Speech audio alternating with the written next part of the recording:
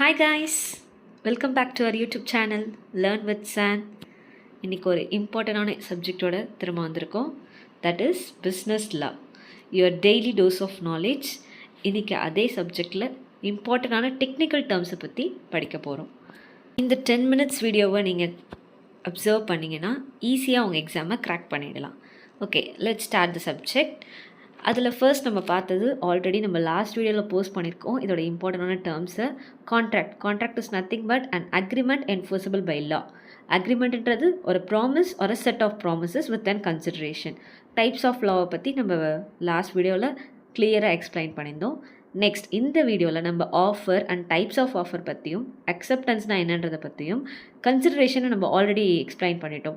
என்ஃபோர்ஸபிலிட்டி by லா அதையும் சொல்லியாச்சு. என்ஃபோர்ஸபிலிட்டி by law இருந்தால் மட்டும்தான் that is and contract.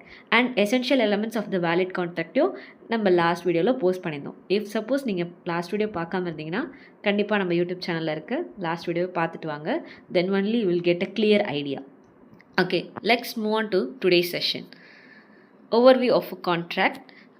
Overview of கான்ட்ராக்டில் elements of contract, essentials of valid contract, types of contract, இதை பற்றி நான் சின்னதாக எக்ஸ்பிளைன் பண்ணியிருந்தேன்.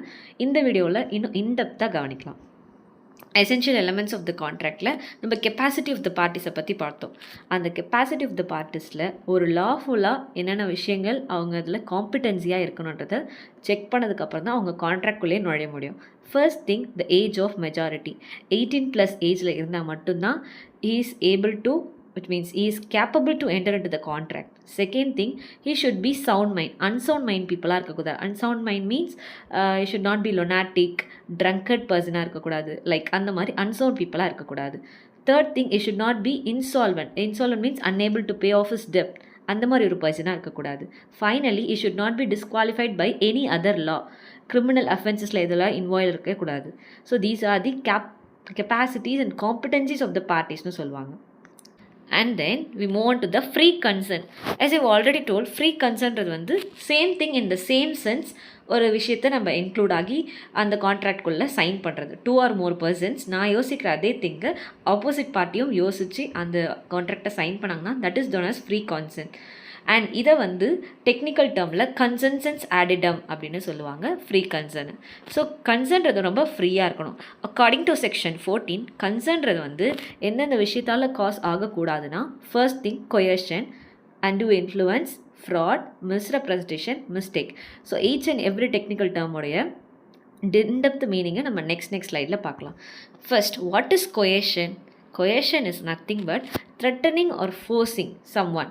ஒரு பார்ட்டி இன்னொரு பார்ட்டியை த்ரெட்டன் பண்ணியோ இல்லை ஃபோர்ஸ் பண்ணியோ அவங்கள மிரட்டி ஒரு அக்ரிமெண்ட்குள்ளே என்டர் பண்ண வைக்கிறது தான் coercion. Second thing, undo influence. இந்த நேம்லேயே நமக்கு தெரிஞ்சிச்சு. இன்ஃப்ளூயன்ஸ், ஒருத்தவங்களோட சுப்பீரியர் பவரை வச்சு ஒரு இன்ஃபீரியரான பர்சன், வீக்கர் பொசிஷனில் இருக்க பர்சனை அன்ஃபேராக கான்ட்ராக்டுள்ளே கொண்டு வரது அவங்களோட இன்ஃப்ளூயன்ஸால். Third point, fraud is nothing but ஒரு இன்டென்ஷனலாக இல்லை டெலிபரேட்டாக ஒரு வில்ஃபுல்லான விஷயத்தை மிஸ்டேட்மெண்ட் பண்ணுறது, ஒரு உண்மையான ஃபேக்டை மறைச்சி அதை மிஸ்டேட்மெண்ட் பண்ணுறது, அதுதான் ஃப்ராட். நெக்ஸ்ட், மிஸ்ரெப்ரசன்டேஷன், இல்லாத ஒரு பொருளை இருந்த மாதிரி காட்டுறது, மிஸ்ரெப்ரசன்டேட் பண்ணுறது. Next, mistake, incorrect belief about something, which means ஒரு எரர் க்ரியேட் பண்ணுறது, ஒரு ப்ராப்ளம், அதுதான் mistake. Next we move on to the offer or proposal. ஆஃபர்னாலும் ஒன்று தான், ப்ரப்போசல்னாலும் ஒன்று தான். When one person signifies to another is willingness to do or abstain from doing anything with a view to obtaining the assent of the other to such act or absent is, he is said to be made a proposal. Okay, ப்ரப்போசல்னால் என்னென்னா simple thing தான். ஒரு person அவங்களோட வில்லிங்னஸை சொல்கிறது. Essentials of a proposal or offer என்னென்னா, first point, யார் ஒருத்தவங்க ப்ரப்போசல் ஆர் ஆஃபர் கொடுக்குறாங்களோ அவங்க பேரை ப்ராமிஸார், ஆஃபரார் அப்படின்னு சொல்லுவாங்க. ஒரு வேலிட் ஆஃபர்ன்றது வந்து வில்லிங்னஸை எக்ஸ்ப்ரெஸ் பண்ணுறதா இருக்கணும். அந்த விஷயத்தை செய்கிறாங்களா இல்லை செய்யலையா, டு டூ சம்திங்கா இல்லை நாட் டு டூ சம்திங்கான்றதை எக்ஸ்ப்ரெஸ் பண்ணியிருக்கணும். நெக்ஸ்ட்டு அதோடைய வில்லிங்னஸ், அதை அவங்க எக்ஸ்ப்ரெஸ் பண்ணது ப்ராப்பரான விஷயத்தில் எக்ஸ்ப்ரெஸ் பண்ணியிருக்கணும். அண்ட் அந்த ஆஃபர் பாசிட்டிவாகவும் இருக்கலாம் ஆஸ் வெல் அஸ் நெகட்டிவாகவும் இருக்கலாம். And next we move on to the types of offer. General offer, special offer, counter offer, cross offer, standing offer, whom to made, how to மேட்ன்ற கிளாஸிஃபிகேஷனில் இந்த types of offer நடக்குது. And offer made to the public at the large and any one can accept that, அதுதான் general offer. பப்ளிக்கு ஒரு large ஆடியன்ஸ்க்கு முன்னாடி ஒரு ஆஃபர் கொடுக்குறேன், அது யார் வேணால் அந்த ஆஃபர் அக்செப்ட் பண்ணிக்கலாம், அதுதான் ஜென்ரல் ஆஃபர். ஸ்பெஷல் ஆஃபர்னால் இப்போ ஏன்ற பார்ட்டி பிக்கு அந்த ஆஃபரை சொல்கிறாங்கன்னா that one party only accept தட்னா தட் இஸ் ஸ்பெஷல் ஆஃபர்.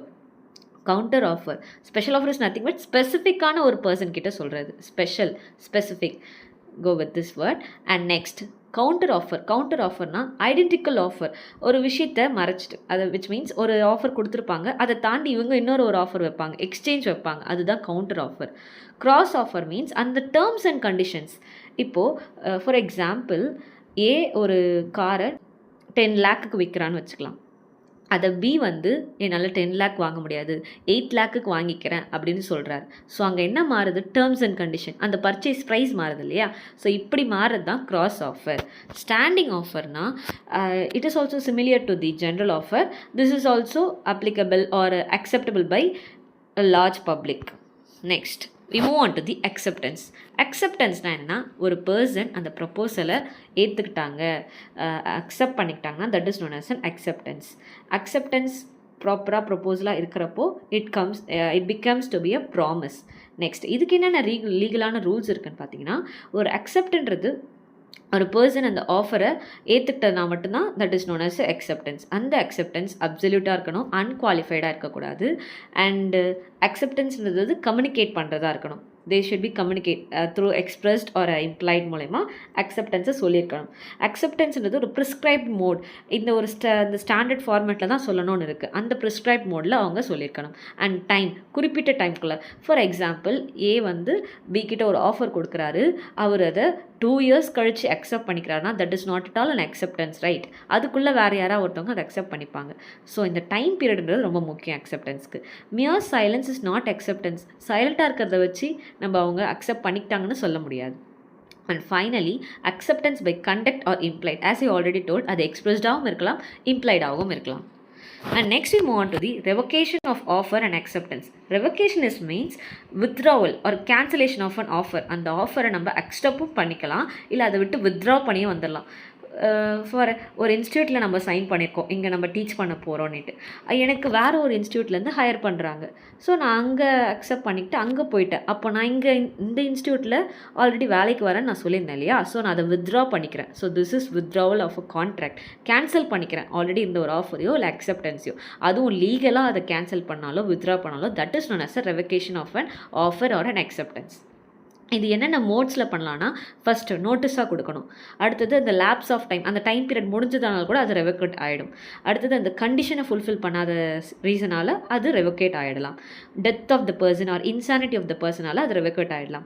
இல்லை கவுண்டர் ஆஃபர் வைக்கிறாங்க அப்படின்றப்போ அந்த ஓல்டு ஆஃபர் போயிடும் இல்லையா. So that is revocation. And நான் அக்செப்டன்ஸாலையும் இது ரெவகேஷன் ஆகலாம். So this is all about the today's title. And இதோடைய கண்டினியூவேஷனை நம்ம நெக்ஸ்ட் வீடியோவில் பார்க்கலாம். Okay, see you guys in next video. Day to day நம்ம காம்ப்ளெக்ஸான சப்ஜெக்ட், காம்ப்ளிகேட்டடான சப்ஜெக்டை கூட ஈஸியாக கன்வே பண்ணுறதுக்காக நம்ம வீடியோஸ் போஸ்ட் பண்ணிகிட்ருக்கோம். ஸோ ரெகுலராக பாருங்கள் and share with your friends. Get benefit through our video. I hope this video will be helpful to you all. Thank you all. Thank you for supporting us. Tata, bye bye.